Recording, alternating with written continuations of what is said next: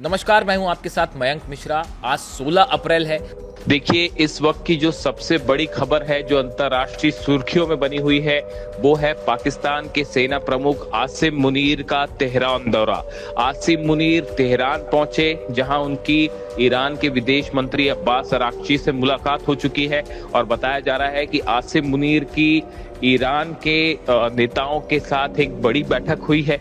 देखिए, ये बताया जा रहा है कि आसिम मुनीर डोनाल्ड ट्रंप का संदेशा लेकर तेहरान पहुंचे हैं, ईरान पहुंचे हैं और कोशिश ये है कि किसी भी तरह से ईरान को एक बार फिर बातचीत के लिए राजी किया जाए। बात नंबर 1।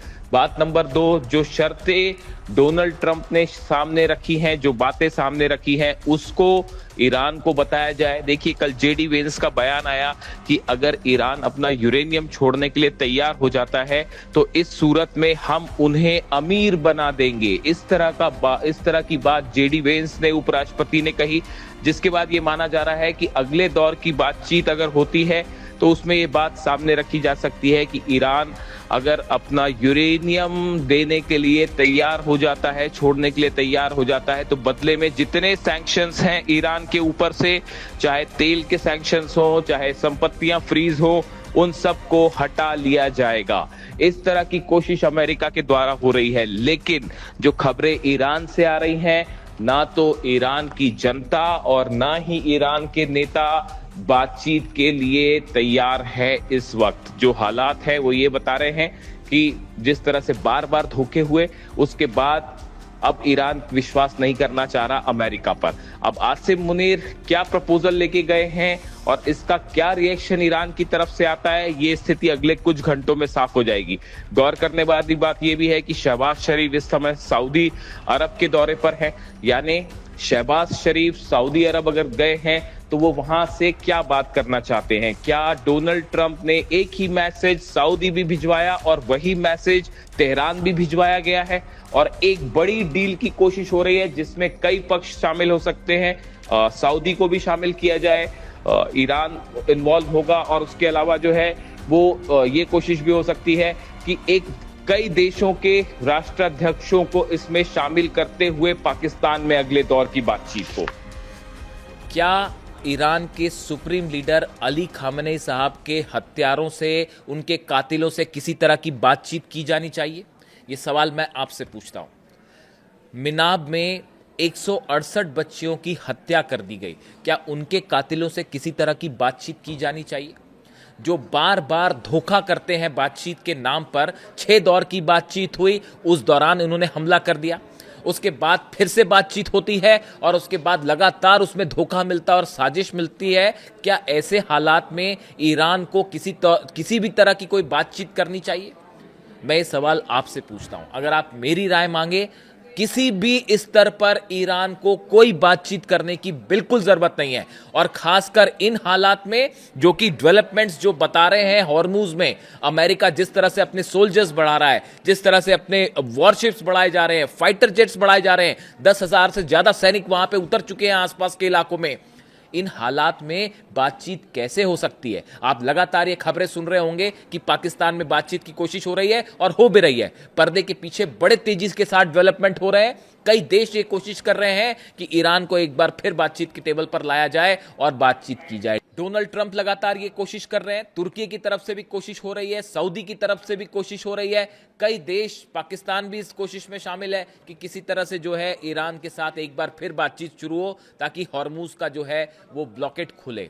लेकिन सवाल ये है कि क्या ईरान को बातचीत करनी चाहिए? मैं इस सवाल पर फिर से आऊंगा, लेकिन मैं आपको कुछ डेवलपमेंट बताना चाहता हूं और इस सवाल का जवाब देने से पहले कुछ नए तथ्य, जो नए डेवलपमेंट हुए हैं पिछले 24 घंटे के, उस पर नजर डालना जरूरी है। तेहरान में एक बार फिर धमाके हुए हैं।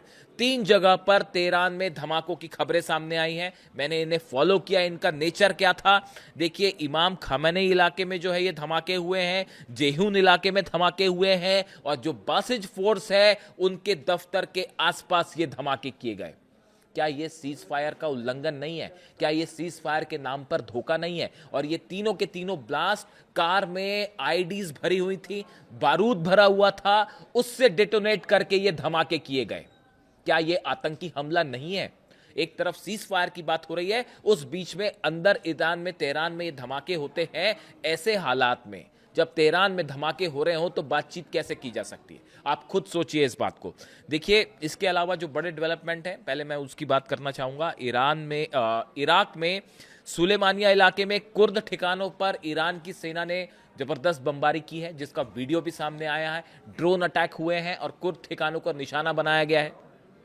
इसके अलावा देखिए, एक बड़ा डेवलपमेंट ये भी है कि इजराइल पे लगातार हमले हो रहे हैं हिजबुल्लाह की तरफ से, और एक बार फिर उत्तरी इलाके में कई रॉकेट्स बरसाए गए हिजबुल्लाह की तरफ से, और कई रॉकेट्स को रोका भी गया, लेकिन कई रॉकेट को रोकने में डिफेंस सिस्टम इजराइल का एक बार फिर फेल हुआ है, और कई जगह कारों में आग लगी, कई जगह सड़कों पर जो है वो रॉकेट से तबाही के जो है वो निशान सामने आ रहे हैं, तस्वीरें सामने आ रही हैं। इसके अलावा देखिए, जो बड़ी एक खबर आ रही है कि हॉर्मूज की अगर हम बात करें, हॉर्मूज में कई सारे डेवलपमेंट है। 10,000 सोल्जर्स अमेरिका के हॉर्मूज के आसपास लैंड हो चुके हैं, हवाई जहाज से अलग अलग इलाकों में पहुंच चुके हैं 10,000 अमेरिकन सोल्जर्स, कमांडोज। इसके अलावा बताया जा रहा है, जैसे आप जान ही रहे हैं कि ब्लॉकेड है वहाँ पे, 16-17 वॉरशिप्स है अमेरिका के जो घेर के खड़े हुए हैं। बताया ये जाता है कि 10 जहाज ऐसे हैं जिन्हें रोका गया है अमेरिकन नेवी के द्वारा पिछले 12 घंटे के अंदर। ये वो 10 जहाज हैं जो कि हॉर्मूज को क्रॉस करके अपने अपने देशों की तरफ आगे बढ़ रहे थे, जिसे अमेरिका की सेना ने रोक दिया। इसमें चीन के भी कुछ जहाज हैं। देखिए, चीन के कल खबर थी कि चीन के कुछ जहाज़ों ने इस अमेरिका के ब्लॉकेट को तोड़ा और आगे बढ़ गए, लेकिन उसके बाद खबर आई है कि चीन के कुछ जहाज़ों को रोका भी गया है। इसके बाद चीन और अमेरिका में ज़बरदस्त तनाव देखने को मिल रहा है। स्कॉट बेसेंट जो अमेरिका के ट्रेजरी सेक्रेटरी हैं, वित्त मंत्री हैं, इनकी तरफ से जो बयान आया, उन्होंने कहा कि हम चीन को ईरान से तेल नहीं लेने देंगे, और इनके इस बयान के बाद चीन में नाराजगी देखी जा रही है, और चीन ने बड़े सख्त लहजे में कह दिया है कि अगर हमारे ऑयल बिजनेस को आपने हाथ भी लगाया तो इसका अंजाम बेहद बुरा होगा। सीधी तरह से चेतावनी दे दी गई है चीन की तरफ से। हमारे एनर्जी फ्लो को कोई कंट्रोल नहीं कर सकता, ये चीन की तरफ से बात कही गई है। देखिए, इसके साथ ही चीन की तरफ से एक और बड़ी बात कही गई है यूएई से कहा गया है कि ईरान के खिलाफ किसी भी तरह की साजिश का हिस्सा यूएई ना बने। सूत्रों के हवाले से एक खबर है कि चीन ने यूएई को आगाह किया है कि ईरान के खिलाफ जो साजिशें हो रही हैं, आप उसमें शामिल ना होइए। किसी भी तरह से ईरान के खिलाफ जो प्लान्स बनाए जा रहे हैं, देखिए यूएई का बेहद अहम रोल है हॉर्मुज में, तो चीन ने एडवाइस की है कि आप ईरान के खिलाफ किसी साजिश का हिस्सा ना बने। इसके साथ ही देखिए, जो बड़े डेवलपमेंट हैं वो ये है, एक वीडियो रिलीज किया गया है आईआरजीसी की तरफ से, ईरान की सेना की तरफ से। ईरान की सेना की तरफ से ये कहा गया है, हम एक बड़ी जंग के लिए तैयार हैं। ये सब डेवलपमेंट हुए हैं चीन, रूस और ईरान की उस बैठक के बाद जो कि बीजिंग में होती है। रूस के विदेश मंत्री लावरोव जहां गए, उनकी मुलाकात होती है चीन के विदेश मंत्री से, ये 24 घंटे पहले की बात है। और उसके बाद जो तेजी से डेवलपमेंट हुए हैं, खास तौर पर ईरान में, ईरान की सेना को आदेश दे दिया है ईरान की सेना के जो कमांडर हैं वाहिद अहमदी साहब ने, उनकी तरफ से, कि आप एक फौरन हमले के लिए तैयार रहिए। देखिए, पर्दे के पीछे बड़े सारे डेवलपमेंट हो रहे हैं, और जो तस्वीरें सामने आई हैं, ईरान की सेना ने अपने नए ड्रोन्स का एक वीडियो जारी किया है जिसमें हजारों की संख्या में ड्रोन दिखाई दे रहे हैं। एक बार फिर मिसाइल टनल्स की जो है वो मिसाइल सिटी की वीडियो जारी किए गए हैं जिसमें कई मिसाइल्स दिखाई दे रही हैं। ईरान की तरफ से कहा गया है कि इस बार हम ऐसे नए हथियारों से हमला करेंगे कि हमारे दुश्मन चौंक जाएंगे। देखिए, कहने का मतलब यह है कि एक बड़ी जंग के लिए तेजी से ईरान की सेना तैयारी कर रही है। जितने मिसाइल लॉन्चर्स तबाह हुए हैं उनको या तो दुरुस्त किया जा रहा है, या खबरें इस तरह की हैं जो मिसाइल सिटीज हैं, जो बंकर्स बने हैं, टनल्स बनी हैं, उसमें से नए मिसाइल लॉन्चर्स लाके तैनात किए जा रहे हैं, खास तौर पर हॉर्मूज के इलाके में।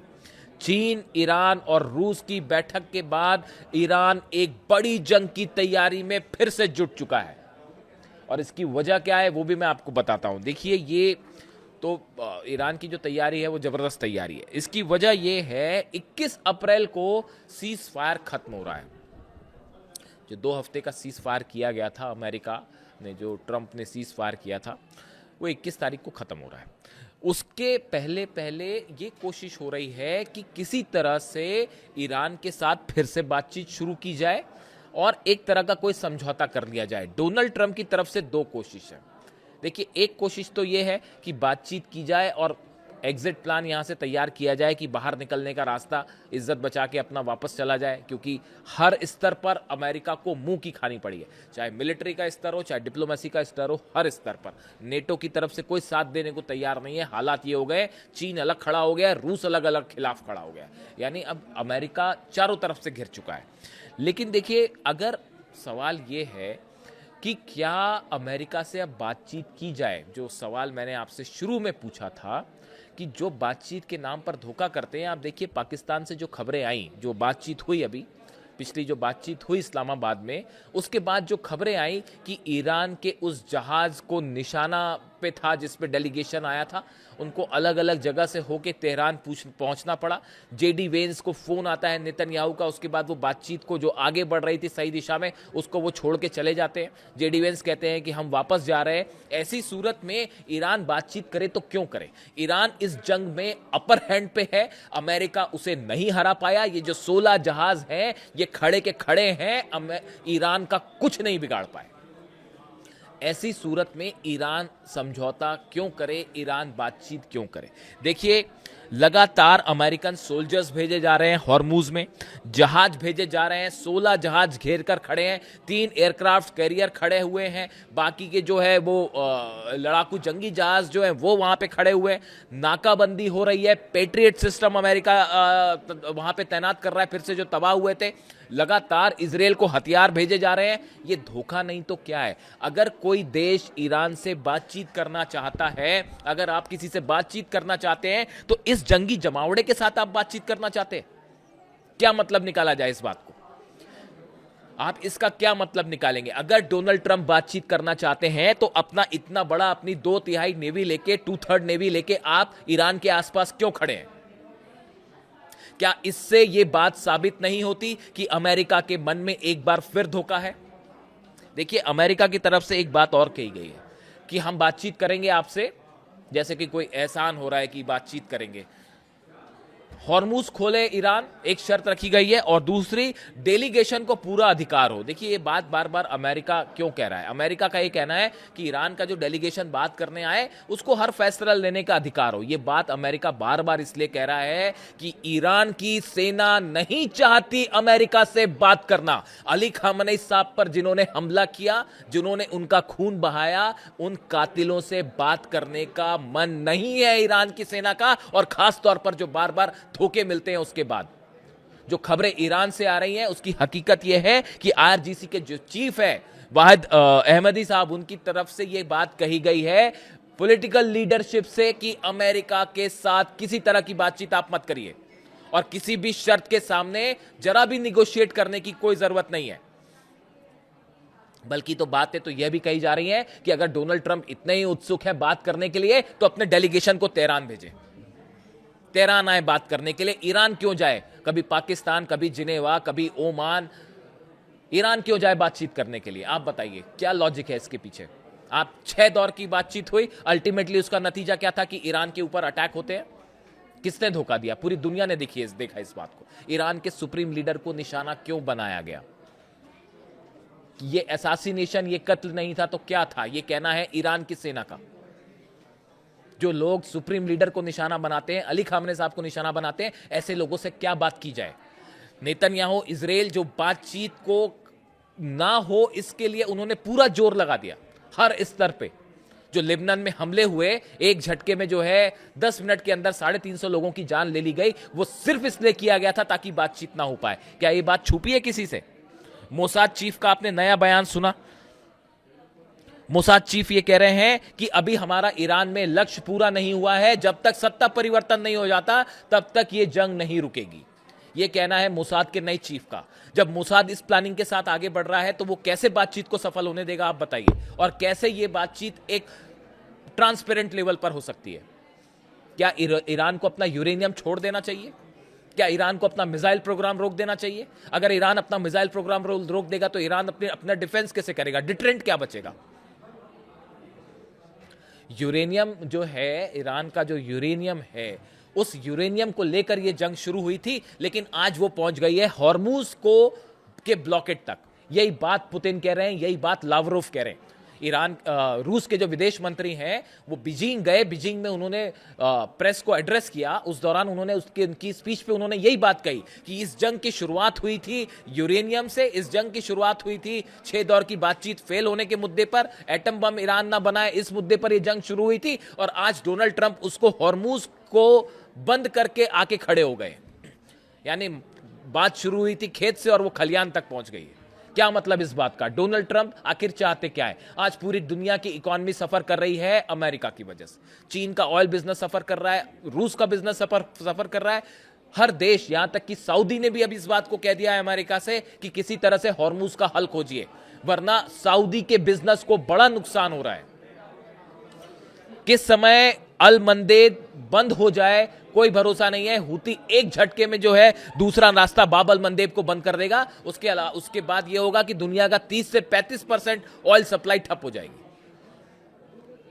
500 से 600 जहाज जो है वो हॉर्मुज में खड़े हुए हैं क्रॉस करने के लिए। पूरी दुनिया में जो है एनर्जी क्राइसिस खड़ा हो जाएगा। क्या इसके पीछे साजिश ये है जो चीन की तरफ से बार बार चीन के डिफेंस एक्सपर्ट्स जो है वो इस बात को कह रहे हैं कि ये चीन के खिलाफ जंग थी, ये ईरान के खिलाफ तो जंग थी ही, लेकिन ये वेनेजुएला से जो शुरू हुआ है ये चीन के खिलाफ एक बड़ा इकोनॉमिक वॉर है, और ईरान, चीन और रूस मिलकर इसका जवाब देंगे। और अब तो कहा यह भी जा रहा है कि पुतिन की तरफ से भी इस बात को साफ कर दिया गया है कि ईरान को जो हथियार दिए जा रहे हैं वो प्रोवाइड किए जाएं। ऐसी भी खबरें हैं सोर्सेस से कि रूस एक बड़ी संख्या में जो है हथियार प्रोवाइड कर सकता है। वो तो खबर हम आपको पहले ही बता रहे हैं। आपने देखा कि जो